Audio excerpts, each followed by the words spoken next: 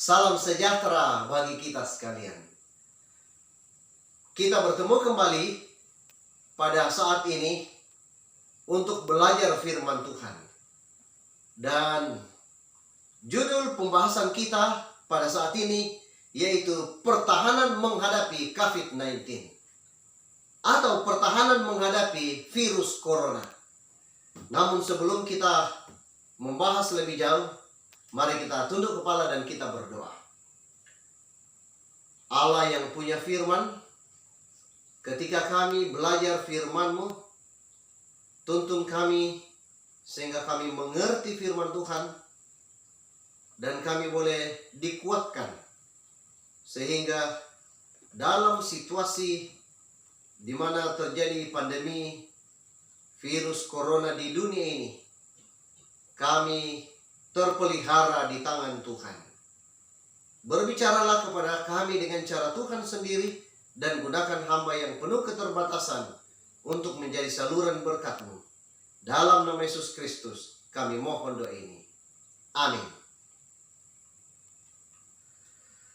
Tujuan manusia yang hidup di atas dunia ini bukanlah supaya hidup, tetapi bagaimana menjalani hidup di atas dunia ini.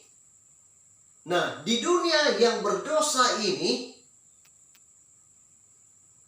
secara garis besar atau secara umum, ada dua hal. Ada dua hal yang merupakan hal yang kita sebagai orang beriman rindu untuk mencapainya. Yang pertama, yaitu bagaimana menjadi manusia yang bertakwa kepada Tuhan Yang Maha Esa. Dan yang kedua, bagaimana mencapai kemapanan secara lahiriah. Dua hal ini senantiasa merupakan cita-cita setiap orang yang beriman kepada Tuhan.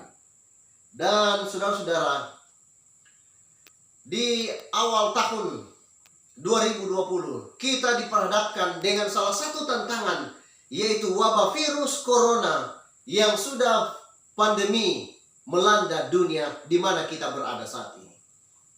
Berbagai jurus telah dibuat untuk melawan, bahkan memutus rantai penyebaran COVID-19. Pemerintah memberikan himbauan, para rohaniwan memberikan himbauan, tokoh-tokoh agama, tokoh-tokoh masyarakat, siapapun.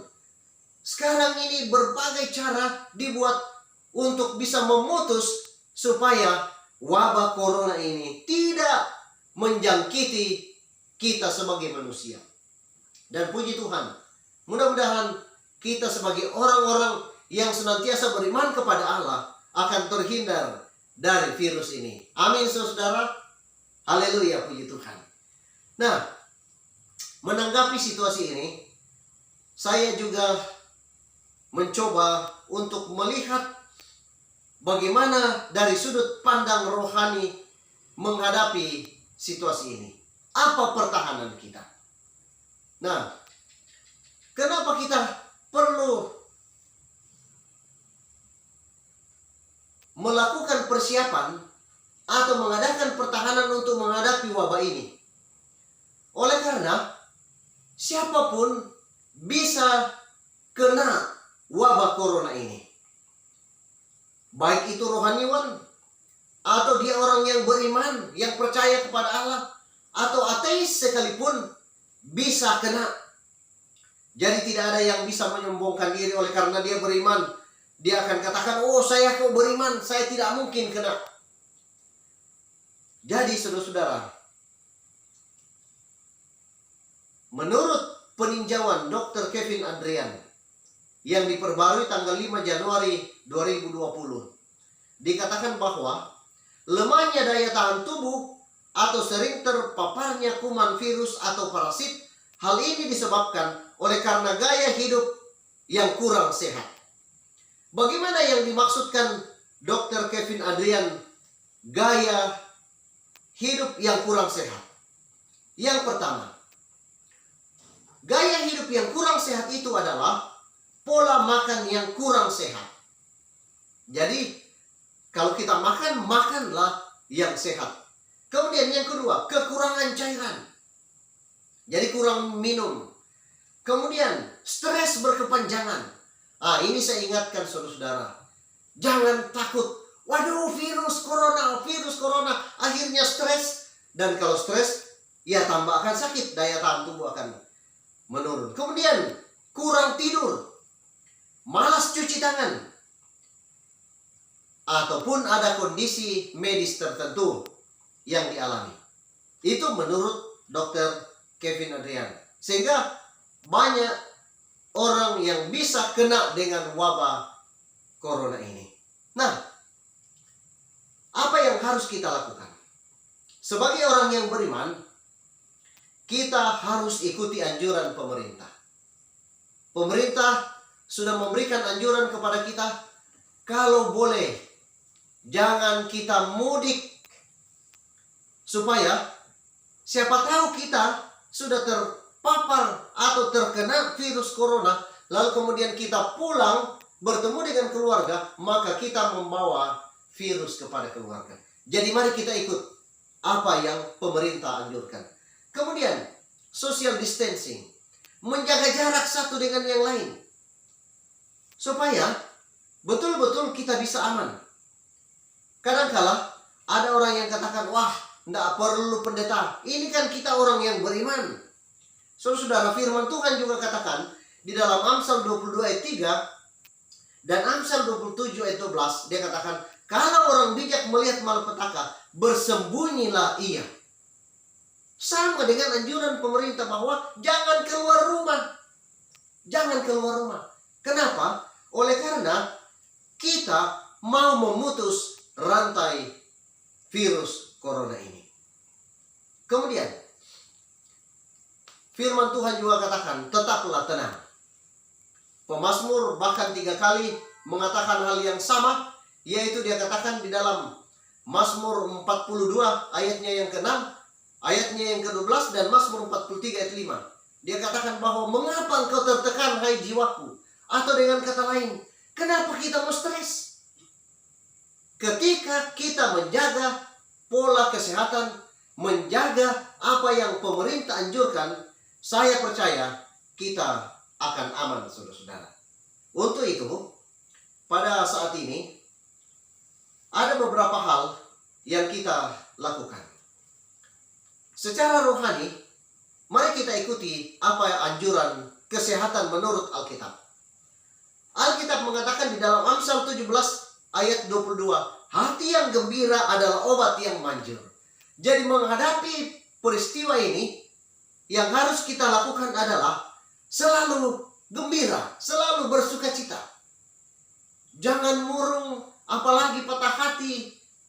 Atau mungkin ada yang diputuskan pacarnya dan lain sebagainya. Atau oleh karena terpisah jauh sudah tidak bisa bertemu kekasih, lalu kemudian akhirnya murung, patah hati, hilang kegembiraan. Alkitab katakan, hati yang gembira adalah obat yang manjur. Jadi ketika hati kita ini selalu gembira, maka tubuh kita akan menjadi sehat. Karena tubuh kita akan mengobati dirinya sendiri. Lalu kemudian, di dalam Alkitab ada tips kesehatan. Di dalam Wahyu 1 ayat 3, berbahagialah ia yang membacakan dan mereka yang mendengarkan kata-kata nubuat ini. Jadi berbahagia yang membaca firman Tuhan. Saudara-saudara, selama ini mungkin kita hanya membaca ayat ini. Oh, berbahagia katanya kalau kita baca Alkitab. Ya, bagaimana kalau kita membaca Alkitab kita berbahagia? Apa yang kita dapatkan bahagia yang bagaimana? Lalu kemudian di dalam Mazmur pasal 1 juga, berbahagia orang yang merenungkan Taurat Tuhan siang dan malam. Ya, di ayatnya yang kedua. Kemudian di dalam Mazmur 150, hendaklah semua yang bernafas memuliakan Allah. Kita akan melanjutkan video ini, tapi setelah yang satu ini. Mazmur 150 ayatnya yang ke-6. Biarlah segala yang bernafas memuji Tuhan, haleluya. Lalu kemudian di dalam 1 Tesalonika 5 ayat 17, tetaplah berdoa. Ayat-ayat ini sudah biasa kita dengarkan, bahkan sudah biasa kita hafalkan. Sudah tidak asing lagi ayat-ayat ini. Namun saya ingin melihat dari segi medis. Apa hubungan antara membaca Alkitab, berdoa, menyanyi dengan kesehatan?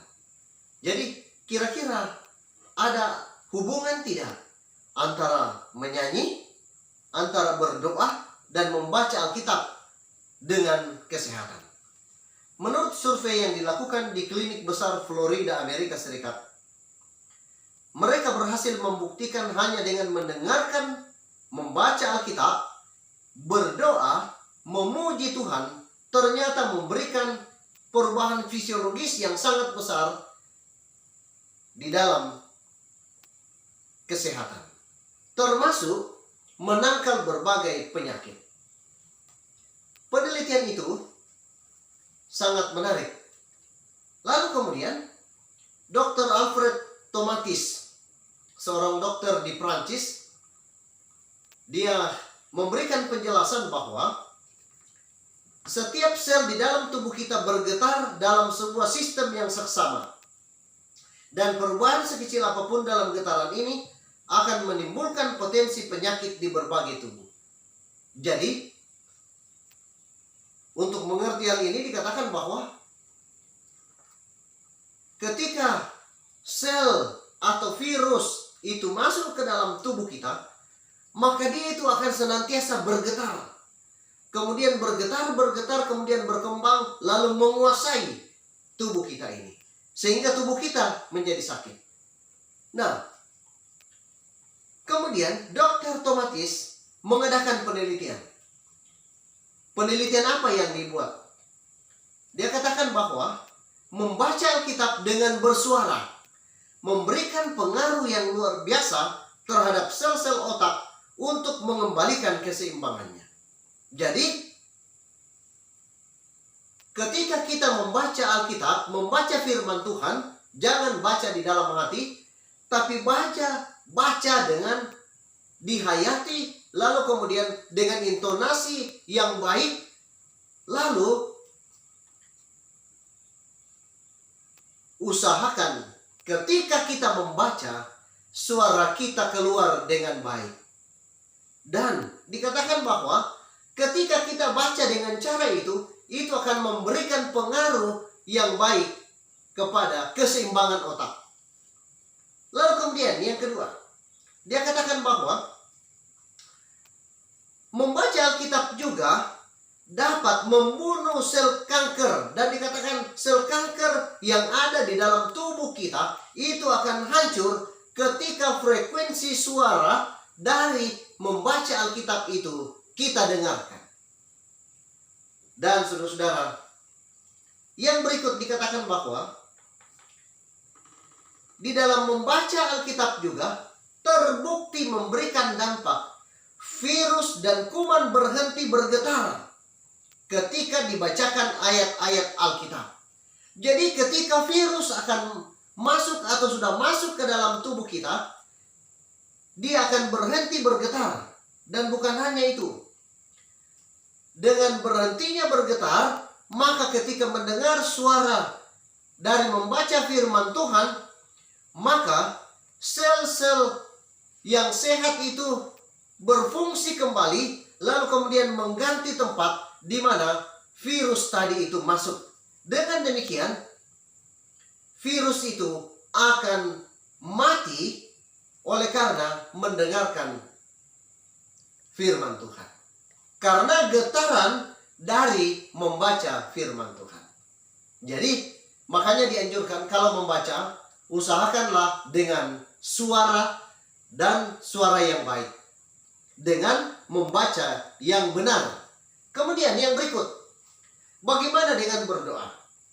Dikatakan bahwa ketika seorang berdoa dan dia berdoa bersama-sama, lalu kemudian mengeluarkan suara di dalam berdoa bersama-sama, pada saat itu tubuh kita akan dikembalikan kepada hal yang sehat dari yang rusak oleh karena gangguan virus atau penyakit. Jadi ketika kita berdoa bersama-sama, itulah sebabnya kita dianjurkan untuk tinggal di rumah. Salah satu yang kita buat di rumah adalah pertama tadi untuk menghadapi sebagai pertahanan untuk menghadapi corona ini, kita belajar firman Tuhan bersama-sama. Kita baca sehingga getarannya itu akan membuat virus itu akan mati, bahkan tidak ada tempatnya di dalam tubuh kita. Lalu kemudian berdoa. Ketika kita berdoa bersama-sama dengan anggota keluarga kita, dikatakan bahwa sistem tubuh kita yang rusak sepanjang hari atau seharian itu akan kembali menjadi normal. Itu adalah pengaruh doa. Dan pengaruh doa bersama-sama. Bukan doa di dalam hati. Doa yang kita dengarkan juga. Karena ketika orang berdoa kita dengarkan. Makanya kalau kita berdoa jangan berdoa dengan getaran yang bisa didengarkan. Tapi jangan juga melengking, berteriak dan lain sebagainya. Tapi ketika kita ada di dalam rumah bersama-sama berdoa dengan baik, maka sistem dari tubuh kita yang rusak, menurut Dr. Tomatis tadi, itu akan diperbaiki kembali. Lalu kemudian bagaimana dengan menyanyi? Jadi kita sudah belajar membaca, kemudian berdoa, lalu kemudian memuji Tuhan. Didapati bahwa ketika kita memuji Tuhan, maka getaran lagu-lagu rohani ini akan membuat virus itu akan hancur. Bahkan yang mau mendekati kita pun akan hancur sebelum terdeteksi. Oh, sangat luar biasa, saudara. Sangat luar biasa. Jadi dengan demikian, menyanyi juga itu sangat penting. Makanya saya anjurkan bagi saudara-saudaraku yang menonton video ini, yang menyaksikan video ini. Ketika kita berada di rumah, jangan cuma menyanyi lagu rohana. Mari kita lebih banyak menyanyi lagu rohani. Jangan lagu rohana. Apalagi kita pagi-pagi sudah menyanyi, pulangkan saja aku pada ibuku. Tidak berpengharapan. Sedangkan Alkitab katakan untuk pertahanan menghadapi virus itu, kita harus memuji dan memuliakan Tuhan. Dan ketika itu kita lakukan, dikatakan bahwa potensi virus yang datang itu akan hancur sebelum terdeteksi. Dan ini penelitian sudah dilakukan pada bulan Desember 2017. Jadi, saudara-saudara, apa pertahanan kita? Pertahanan kita menghadapi COVID-19 ini adalah, mari kita bersuka cita di dalam kehidupan menjalani, tidak usah takut, tidak usah stres, tapi sambil menjaga pola hidup kita dengan sehat, dan juga kita semakin bertakwa kepada Tuhan. Belajar Alkitab, berdoa, kemudian menyanyi, memuji nama Tuhan. Dengan demikian, tubuh kita ini akan tetap sehat.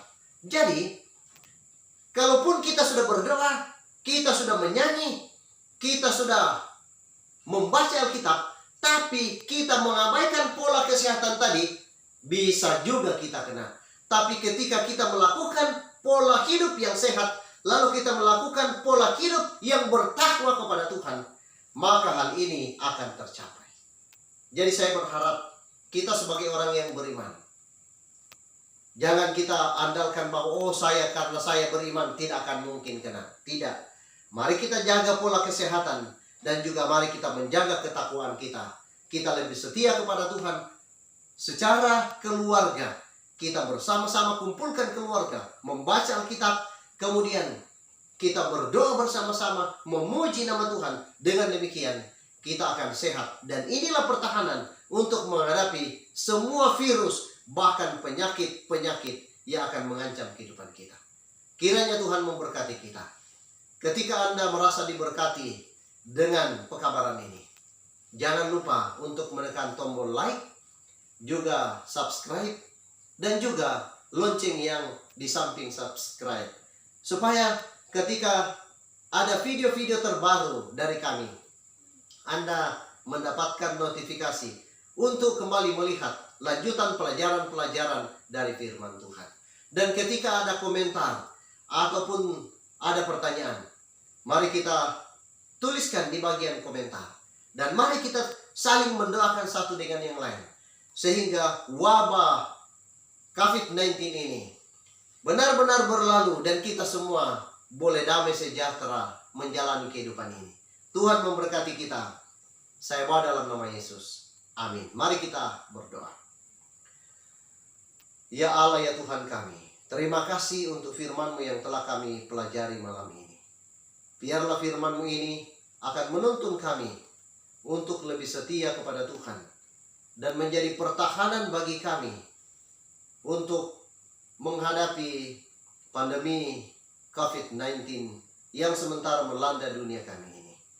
Oh Tuhan, tolonglah kami semua agar kami boleh terhindar dari virus ini dan kami selalu aman di dalam tangan Tuhan.